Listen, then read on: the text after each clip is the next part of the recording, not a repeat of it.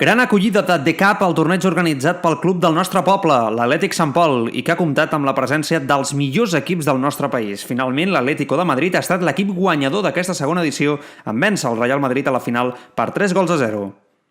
Se ha visto un bloque muy compacto, no sé, ahora mismo muy contento.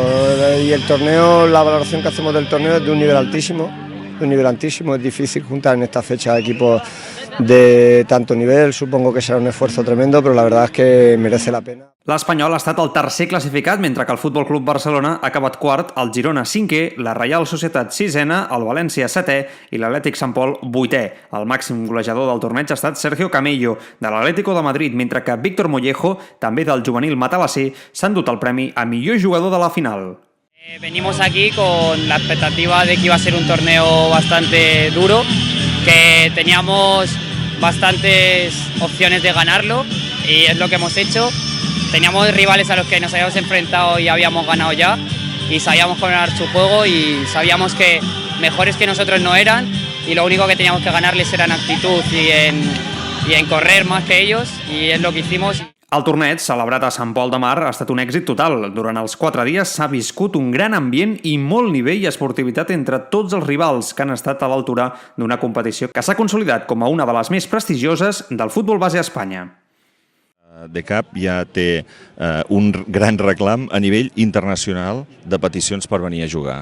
És a dir, que en un any hem aconseguit que els equips de primer nivell de la Lliga Espanyola vulguin i equips internacionals com algun argentí, algun brasiler i japonesos s'hagin posat en contacte amb nosaltres per venir a participar al The Cup.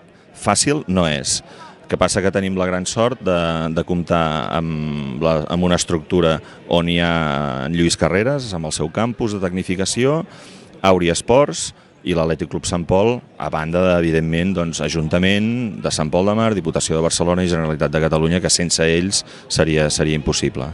La veritat que hi ha moltíssims detalls i moltes coses per organitzar. Sobretot nosaltres tenim els 3 eixos molt importants on està sobretot els patrocinadors, els hem de cuidar molt, els equips i els espectadors.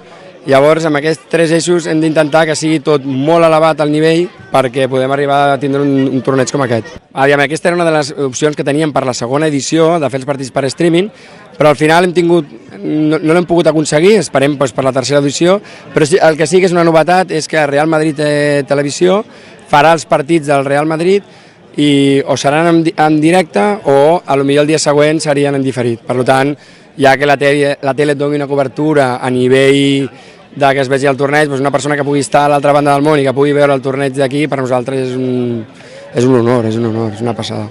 I com l'any passat, el gran treball dels organitzadors de The Cup ha gaudit d'una gran recompensa i ha deixat en molt bon lloc la imatge del nostre poble.